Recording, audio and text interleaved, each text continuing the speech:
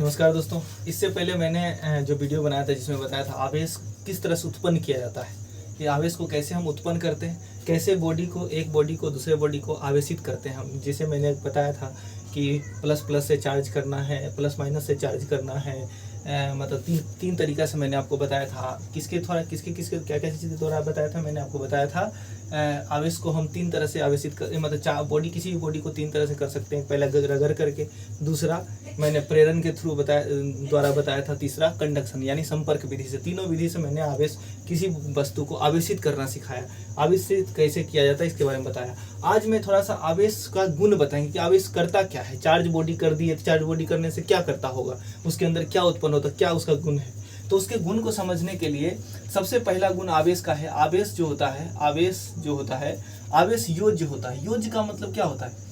आवेश को अलजेब्रा जब में हम क्या देखते हैं, अभी मैंने आपको क्या बताया था कि दो बॉडी को हम रगड़ते हैं तो दोनों पे एक पर प्लस एक पर माइनस आता है। जब आपस में मिलाते हैं तो वो पहला बार तो अट्रैक्ट किया, प्लस माइनस एक दूसरे को अट्रैक्ट किया, लेकिन फिर से मैं सोचता हूँ, फिर से इसको रगड़ाऊँ तो उसके बाद मतलब सटाऊँ तो इससे मैं क्या देखता हूँ कि कोई एक्टिविटी नहीं करता है। वो जिस तरह से पहले अट्रैक्ट किया था उस तरह की एक्टिविटी नहीं करता। इसका मतलब है कि उसने जो इसके अंदर गुण आया होगा वो गुण उसने खो दिया। तो खोने का क्या रीजन है? खोने का रीजन इसलिए है कि पहले मैंने बोला था ना कि इस पर प्लस आ गया, इस पर माइनस आ गया, और प्लस माइनस जैसे ही इसको साथ आपस में मिला ये दोनों क्या हो गया? न्यूट्रल हो गया। न्यूट्रल का मतलब उदासीन हो गया, मतलब ये दोनों मिलकर खत्म, जीरो हो गया।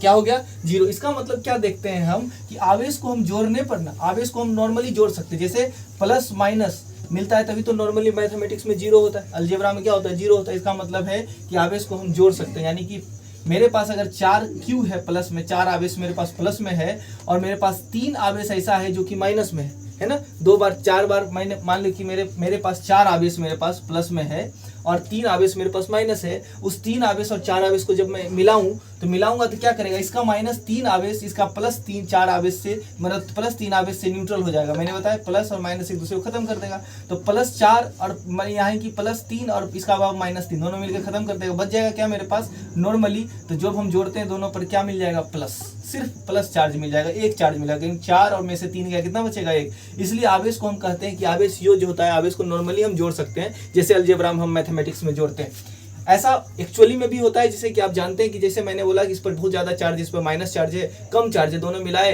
तो इसका वाला सारा माइनस वाला इसने खा गया। बाकी जितना इसके पास बचा था चार्ज प्लस में, वो चार्ज इस पर भी ट्रांसफर हो जाएगा। जैसे कि मैंने आपको संपर्क विधि से मैंने बताया था कि इस पर बहुत सारा चार्ज था, इस पर कम चार्ज था, इसका माइनस सब खा गया, बाकी जितना प्लस था वो सारा प्लस उसमें चला गया। ठीक है, तो आवेश क्या होते हैं? आवेश योज्य होता है। पहला नियम, पहला गुण इसका था कि आवेश योज्य होते हैं। आवेश क्वांटमीकृत होता है। क्वांटमीकृत मतलब आवेश का क्वांटाइजेशन होता है। आवेश का क्या होता है? क्वांटाइजेशन। क्वांटाइजेशन का मतलब होता है, क्वांटमीकृत का मतलब होता है कि जैसे अब आपको मैं बताता हूँ। क्वांटमीकृत का मतलब होता है कि उसका एक फैक्टर होगा, फैक्टर होना चाहिए। मतलब फैक्टर का मतलब पैकेट टू पैकेट कह सकते हैं। मतलब कि जैसे हमको इस पॉइंट से इस पॉइंट तक पहुंचना है तो एक तो रास्ता ऐसे है, एक रास्ता ऐसे है कि हम इस तरह से पहुंचे, स्टेप बाय स्टेप में पहुंचे, यानी यहाँ पहुंच गया। स्टेप बाय स्टेप मतलब कि मुझे इतना चलना है, हर बार इतना ही चलना है। हर बार इतना ही चलना का मतलब है कि मुझे देखिए यहाँ पर चलने के लिए 1 metre 10, 2 metre 3 metre 4 metre 5 metre ऐसे चला मैं, हर बार ऊपर जा रहा हूँ। लेकिन ऐसे नहीं, हमको क्या चलना है? पूरा एक स्टेप इतना, पूरा एक स्टेप इतना, पूरा एक स्टेप इतना, फिर पूरा इतना। यानी कि क्वांटाइजेशन का मतलब, क्वांटमीकृत का मतलब कोई भी बॉडी के अंदर में जो सबसे अंतिम चीज होता है, यानी कि मैं उसको बोलूं क्या कि एक बॉडी का टुकड़ा को आप 10 बार तोड़ते जाइए, तोड़ते लास्ट एक क्या बचेगा? लास्ट क्या बचेगा? इलेक्ट्रॉन। हम चाहते हैं कि किसी भी बॉडी से क्या निकलता है? एक इलेक्ट्रॉन निकलता है। एक इलेक्ट्रॉन निकलना मतलब एक इलेक्ट्रॉन पर जितना चार्ज होता है वो निकलता है। क्या निकलता है? एक इलेक्ट्रॉन पर जितना चार्ज होता है वो निकलता है। अगर वो निकलेगा तो अंतिम क्या होगा? अंतिम मैंने पहली बार निकलेगा 1 इलेक्ट्रॉन, जस्ट उसके बाद दूसरा निकालने के लिए दूसरा बार 2 इलेक्ट्रॉन, फिर कितना? 3 इलेक्ट्रॉन। 1.5 इलेक्ट्रॉन कभी नहीं हो सकता है। 1.5 इलेक्ट्रॉन कभी भी नहीं हो सकता। होने के लिए क्या होना पड़ेगा आपको? 1 इलेक्ट्रॉन होगा, 2 इलेक्ट्रॉन होगा, 3 इलेक्ट्रॉन। जैसे कि आप समझ सकते हैं कि आप एक मेरा रूम है, यानी घर है जिसको कह सकते हैं। घर में सबसे पहला ईंट होता है, एक है ना। उसी ईंट से 1 ईंट रखते हैं, उसके बाद 2 ईंट रखते हैं, उसी पर 3 ईंट रखते हैं, उसी पर 4 ईंट रखते हैं। ऐसे करते करते पूरा बिल्डिंग बनता है। उसी तरह से हमारे कोई भी एटम्स बनाने के लिए पहले इलेक्ट्रॉन, फिर दूसरा इलेक्ट्रॉन, फिर तीसरा, ऐसे करके बहुत सारे इलेक्ट्रॉन होते हैं। तो बताइए, अगर हम उससे एक चीज निकालना चाहते हैं तो क्या निकलेगा? 1.5 इलेक्ट्रॉन तो कभी नहीं निकलेगा।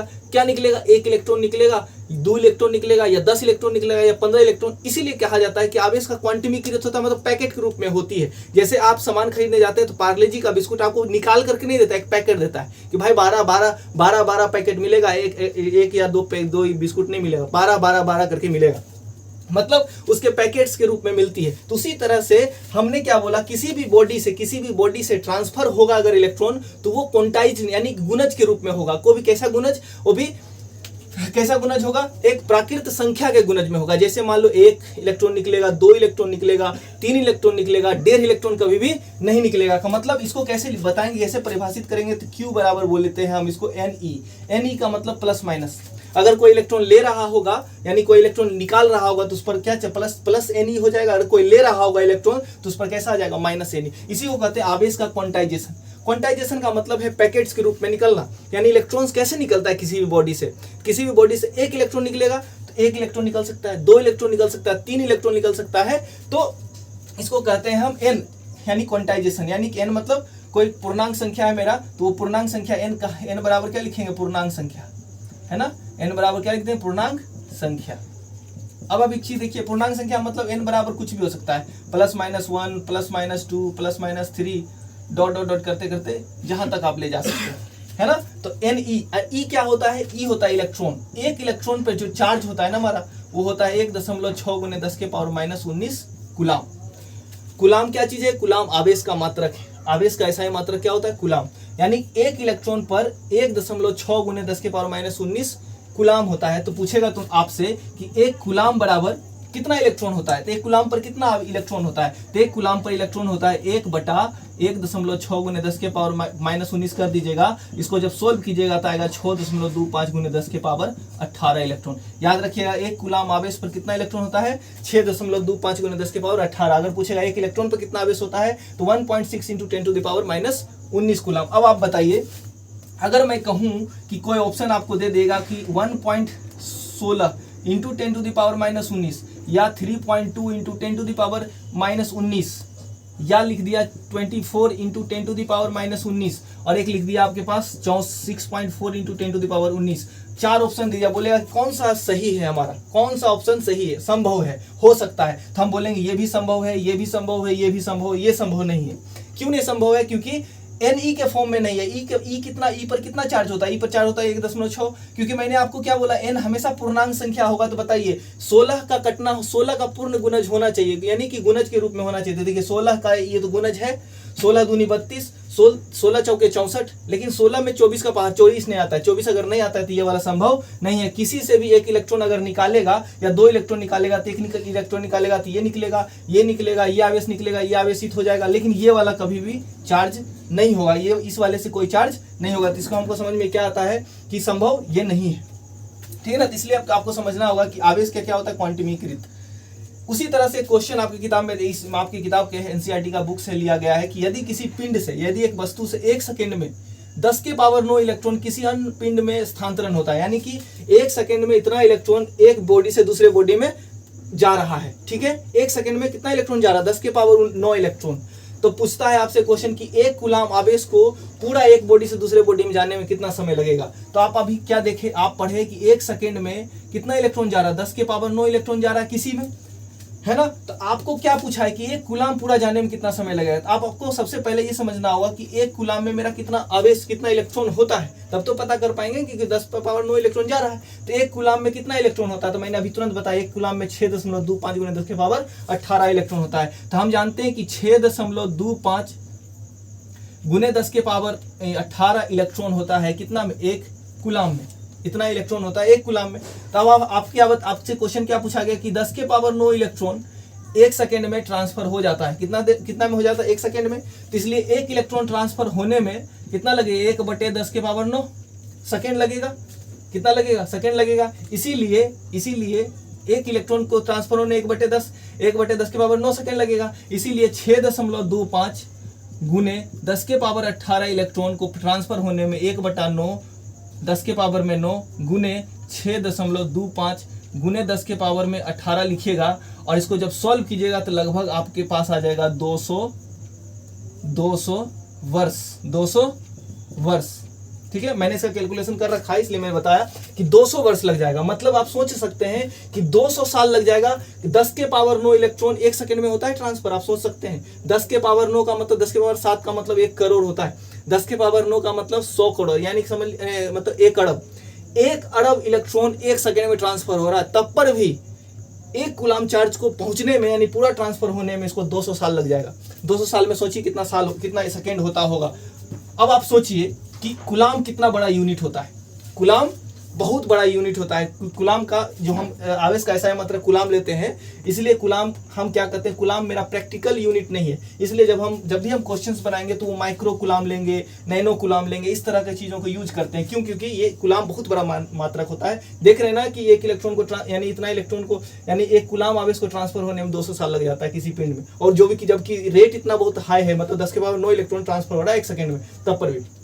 ठीक है, तो आपको इससे आपको समझ में आया कि आवेश का क्वांटाइजेशन के मतलब से आपको समझ में आ रहा है कि 1 इलेक्ट्रॉन को ट्रांसफर होने में इतना समय लगता है, 10 के पावर 9 को तो इतना लगेगा। ठीक है, अब लास्ट क्या है, आवेश संरक्षित होता है। आवेश संरक्षित होता है का मतलब आवेश का ना तो निर्माण किया जाता है ना तो उसे नष्ट किया जाता है। संरक्षण मतलब कंजर्व का मतलब यही होता है।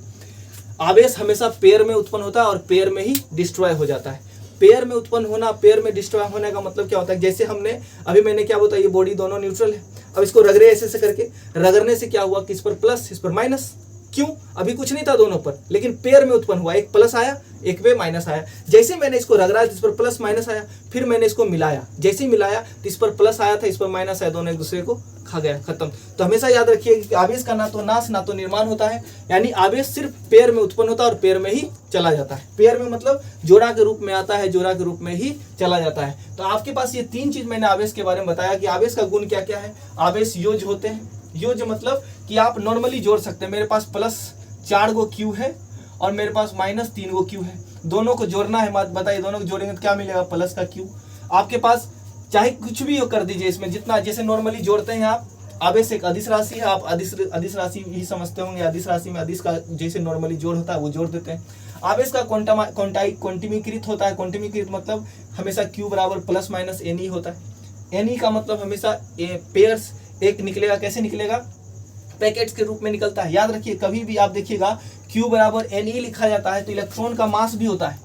एक इलेक्ट्रॉन का जो द्रव्यमान होता है 9.1 × 10 के पावर -31 kg। अब एक चीज सोचिए कि जब भी किसी बॉडी से एक इलेक्ट्रॉन निकलता है, उसके द्रव्यमान में भी कमी आती है। द्रव्यमान में क्या कमी आती है, तो Q बराबर उसमें चलता है, जैसे उसमें बोलते हैं मास बराबर लिखते हैं N प्लस माइनस Ne ऐसे करके। Ne मतलब mass of electron, plus minus क्या लिखते हैं, मास ऑफ इलेक्ट्रॉन। यानी एक इलेक्ट्रॉन जब निकल गया उससे तो उस पर द्रव्यमान में भी कमी आता है। जैसे अगर आपसे पूछेगा कि सोडियम है और सोडियम प्लस है तो बताए कौन भारी है, तो भारी हमारा क्या होगा, ये वाला। क्यों? क्योंकि इसमें से एक इलेक्ट्रॉन निकल चुका है तो इसका वजन घट गया, इसका वजन बढ़ गया। उसी तरह से अगर आपसे पूछेगा ये क्लोरीन है तो क्लोरीन और क्लोरीन माइनस ये वाला हो गया, तो बताइए क्लोरीन ने एक इलेक्ट्रॉन ले लिया तो ये ज्यादा भारी हो जाएगा, ये हल्का हो जाएगा। मतलब एक इलेक्ट्रॉन का जो वजन होता है उसके से बढ़ जाएगा। तो मैंने आपको क्या बताया यहाँ से पूरा ओवरऑल आवेश का गुण। आवेश 3 प्रकार के इसके गुण होते हैं। आवेश योज होता है, आवेश क्वांटिमीकृत होता है, आवेश का ना तो नाश ना तो निर्माण होता है। और मैंने इस पे क्वेश्चंस बताए जिसपे एनसीईआरटी में है आपका क्वेश्चन, और ये क्वेश्चन से रिलेटेड बहुत सारा क्वेश्चन आपको मिलेगा जिसको आप बना सकते हैं। बाकी आवेश पे मैंने आवेश का गुण बताया। आवेश इसके बाद हम जो बताएंगे वो बताएंगे आवेश में कितना फोर्स लगता है, एक दूसरे में कैसे एक दूसरे को अट्रैक्ट करता है, इसके बारे में करेंगे नेक्स्ट क्लास में। मिलते हैं नेक्स्ट।